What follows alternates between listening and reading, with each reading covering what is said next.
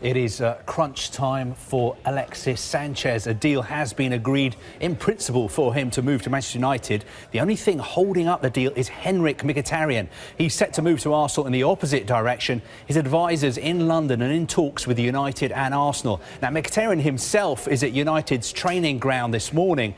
His United contract runs out in 2020 and he has the option of another year. So he's in a strong bargaining position when it comes to securing a payoff.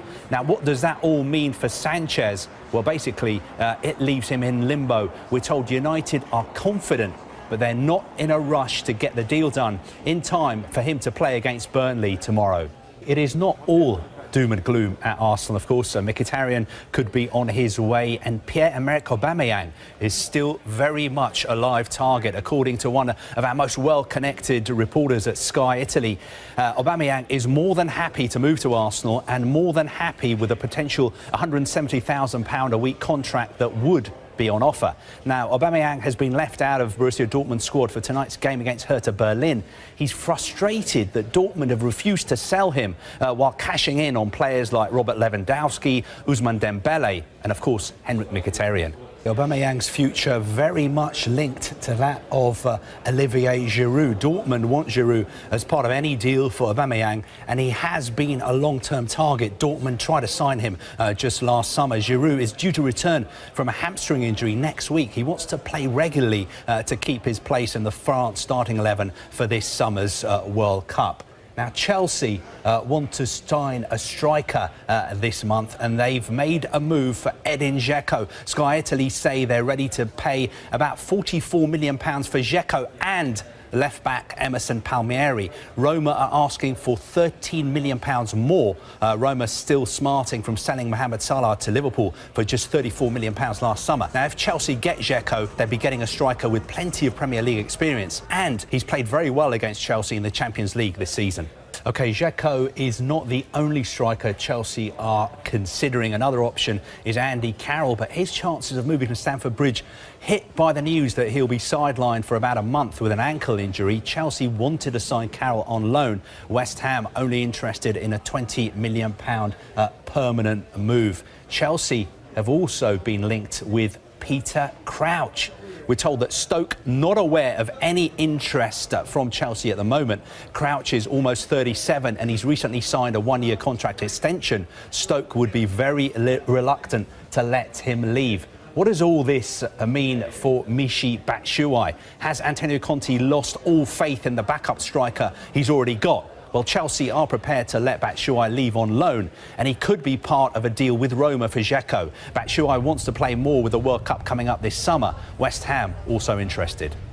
OK, those are all the strikers. Chelsea also in the market for a left-back as well. Emerson Palmieri looks like the most likely arrival at the moment. He's 23, highly rated at Roma. They'd be prepared to sell him as part of any deal for Dzeko, or Chelsea could sign him on his own for about £20 million.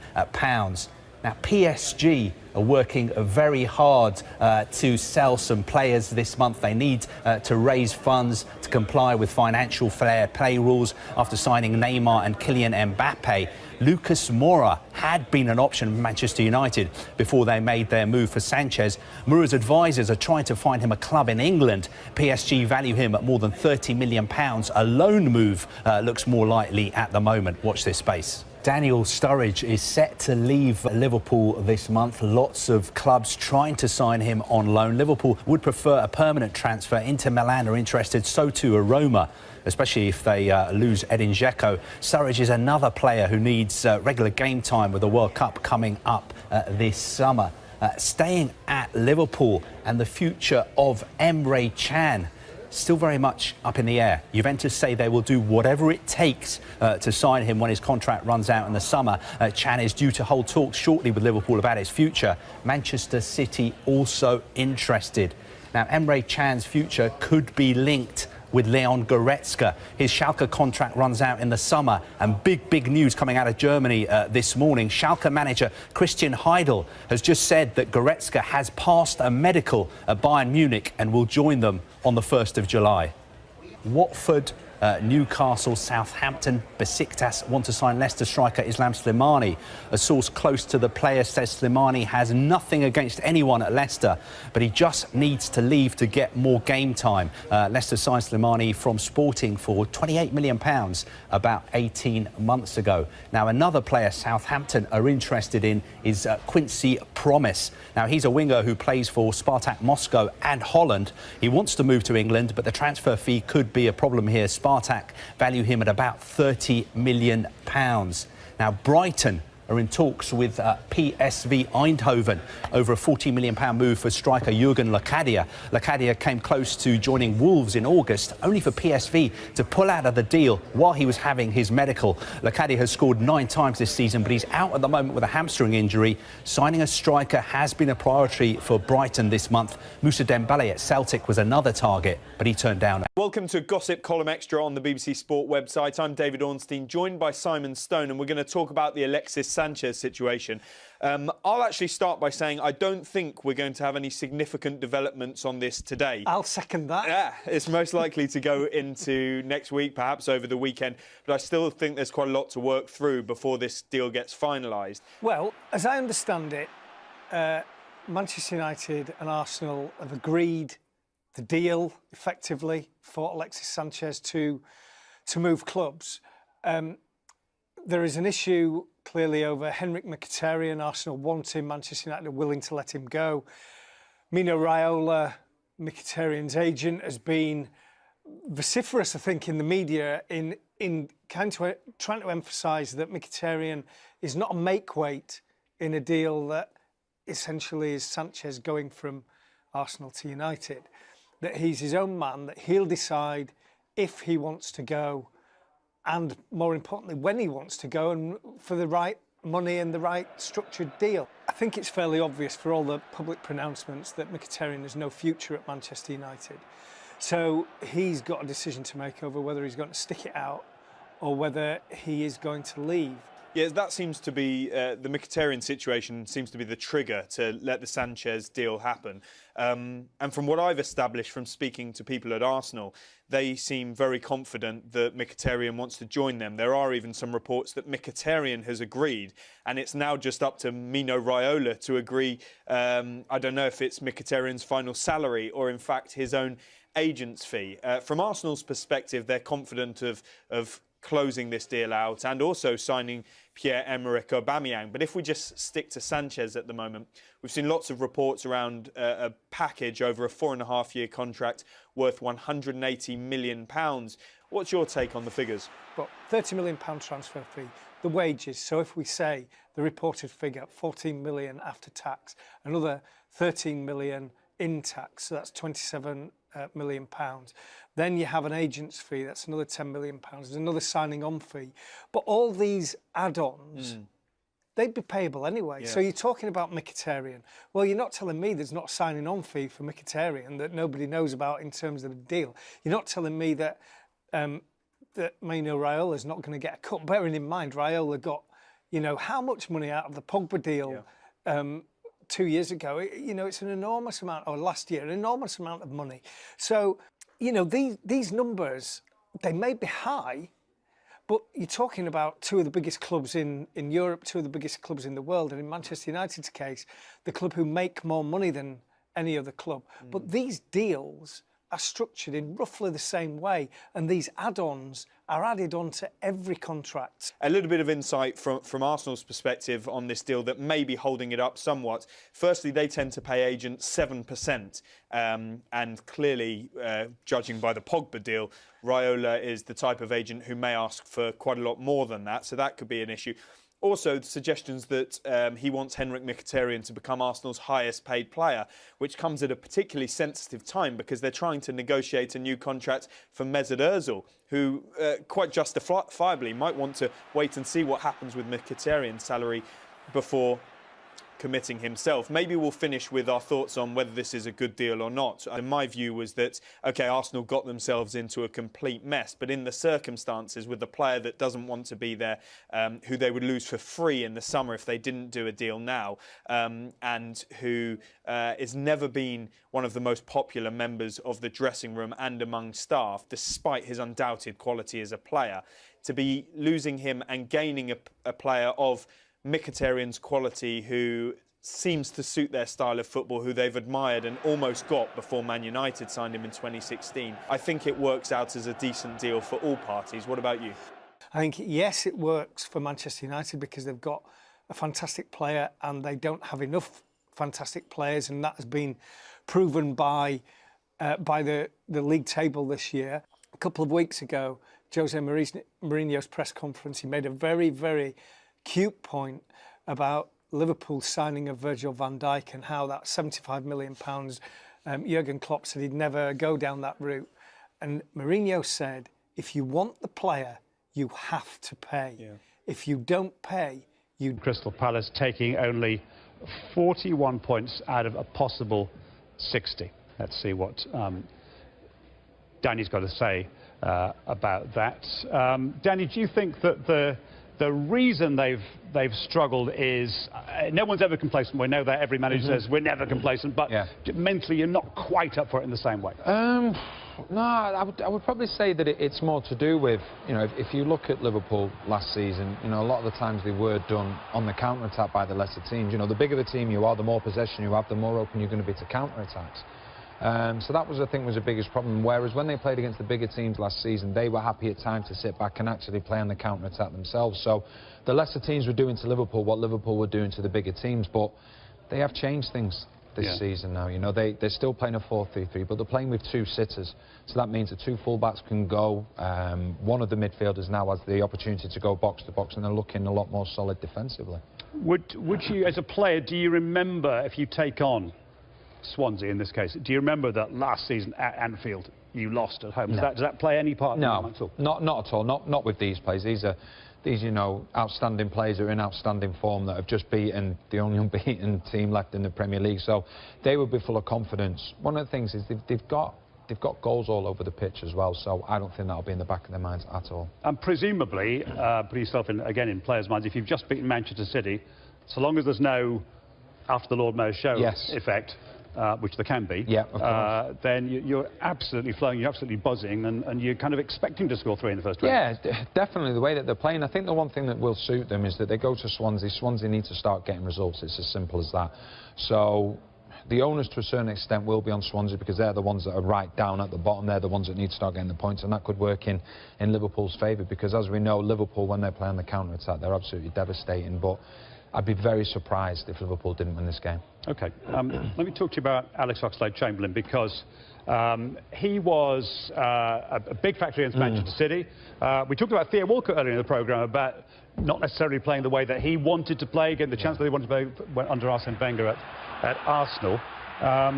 He's made himself a permanent fixture in the midfield now. This is his record for this season, 20 games. 3 goals, 3 assists, and he's only really now getting to be a real fixture, giving himself the chance to do that. Created 20 chances, dribble success 55%. What do you think? I think he's found the perfect position at Liverpool. I think that, you know, the Manchester City goal, the goal that he scored against Manchester City last week was a prime example. The way that he was going about it, the way that he would drive from midfield. He's got that free role. We're seeing, you know, some of the goals that he has scored. He really has done well. He's settled in well, and because you've got the likes of Wijnaldum, we've just seen the Manchester City goal, because you've got the likes of Wijnaldum and Chan who will sit, he's got the licence to go forward, box to box, go and express himself, go and join in with that front three, and he's taking full advantage of it. He's got the pace, he's got the strength. So what he does, he gets beyond the opposition midfield, and all of a sudden, the opposition back four, they're taken up by the front three of Liverpool.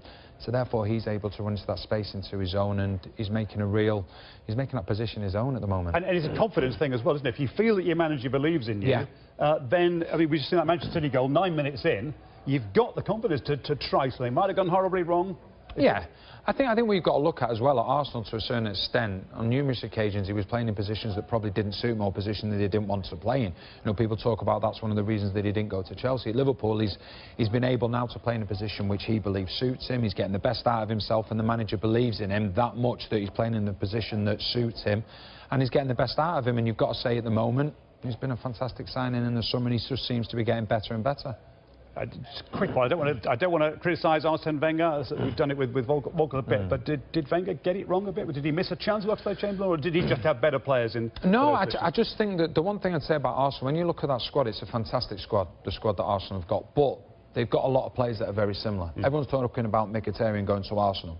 Yeah, it'd be a great signing for Arsenal, but it's not necessarily what they want. So when you've got that many group of players that are very similar, if you haven't got the other types of players, then sometimes them flair players can't stand out, because of the simple fact there's not players doing the dirty work behind them. So I think at Liverpool he's got the best of both worlds. I think he's got 2 players that will sit, he's got 3 players in front of him that will go and create the space for him.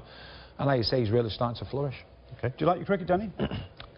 No. Not to say I'm not a cricket. No, we like honesty. We like honesty. I know a lot of you out there are big cricket fans, and I just want to bring you the line that we've got in from Brisbane in the last couple of minutes. England beating Australia by 4 wickets in the second one-day international to go 2-0 up in that 5-match series. Some comeback from the Ashes whitewash defeat. Joe Root finished on 46 not out. Chris Woakes 39 not out. Really got a couple of wickets earlier on as well, and they knocked off 270. Good news for England. Now, going back to Liverpool, Klopp surprised everybody by naming Loris Karius in his starting lineup against Manchester City at the weekend. Still questions then about who should be Liverpool's #1, especially after the keeper let in 3 goals from 4 shots on target. Neither of them have really convinced. No. Well, it seems to be that that Karius is the one holding the shirt at the moment.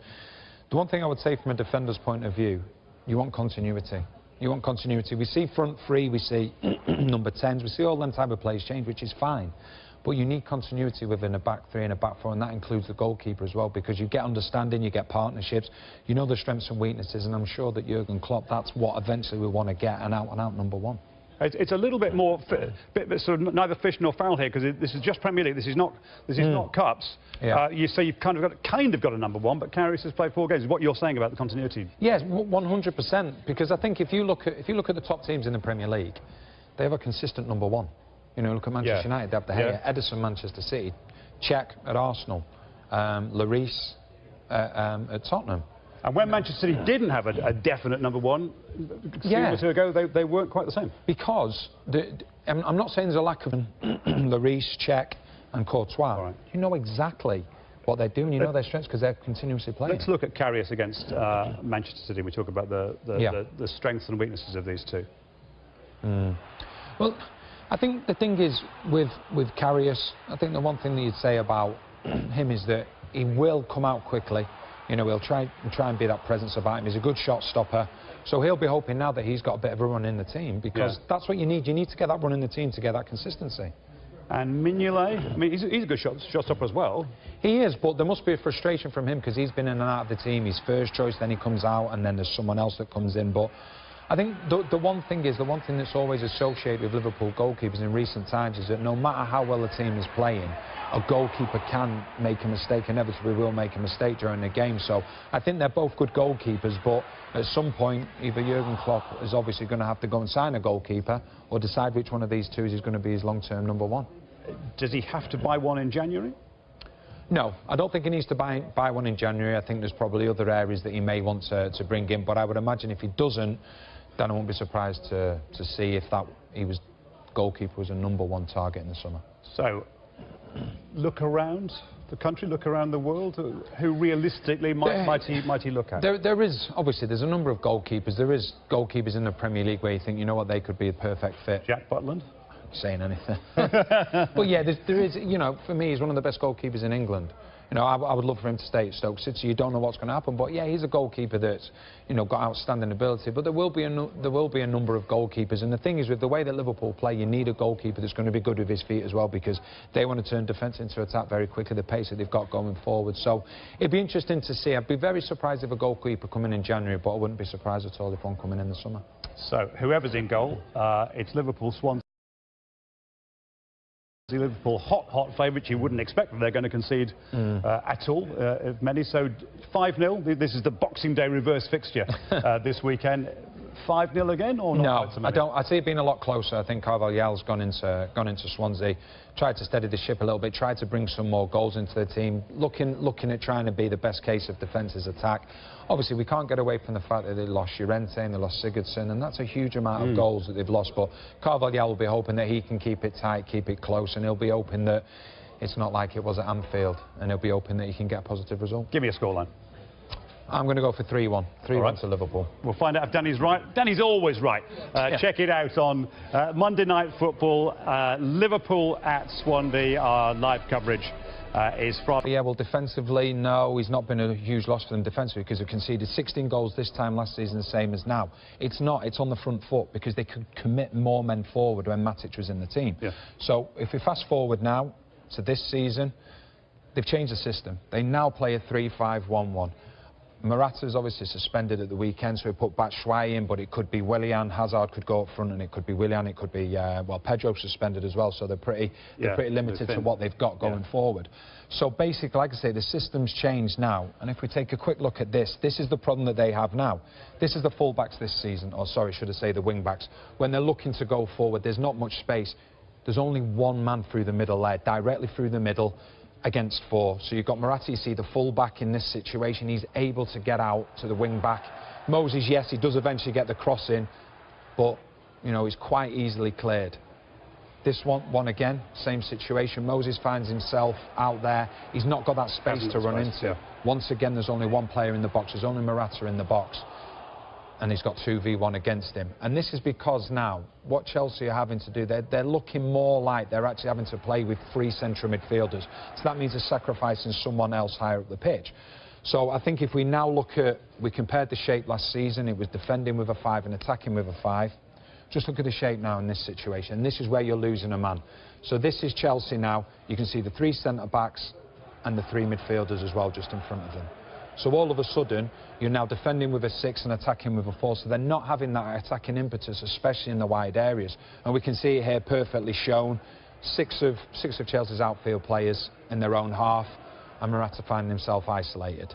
Now, Hazard is the one that's going up to support him, so how it's working now is in terms of one of the main reasons I don't think they're scoring as many goals. Yes, Diego Costa has been a big miss. Matic has been just as big a miss as in terms of what it allowed Chelsea to do going forward. So what you find now is, like I say, it would usually be Morata, but he's suspended.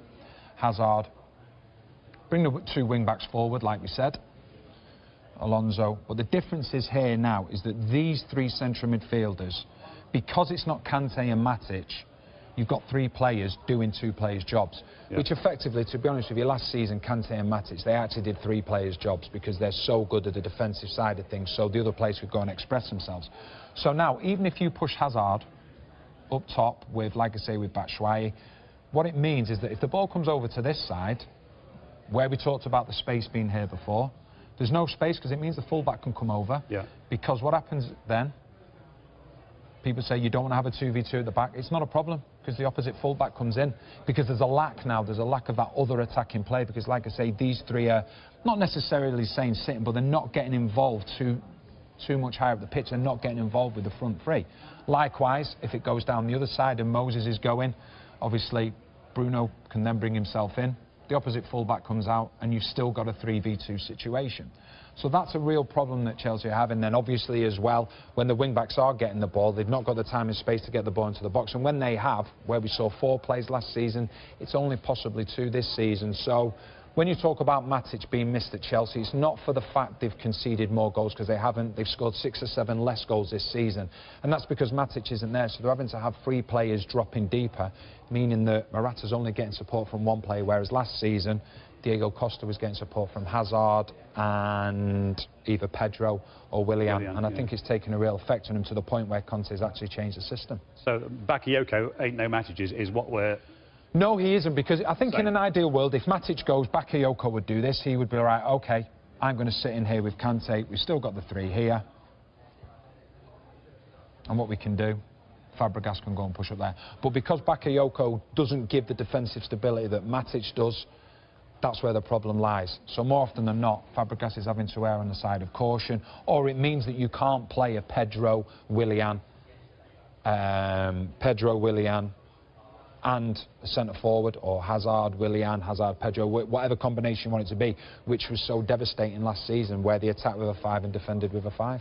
And the result is that all those players you just mentioned, Pedro, Willian, haven't heard as much about them this season as last season, and Moses we've hardly heard about as an attacking force. No, because of the simple fact of there's 1 less position behind the front man, so Hazard's going to take that all the time, and the 2 wing-backs, because they're only really effectively playing with 2 up front, it means that one of the full-backs, whatever side it's on, can actually go out to the wing-back and stop them from dictating play and getting balls into the box. Despite all that, do you see them winning tomorrow?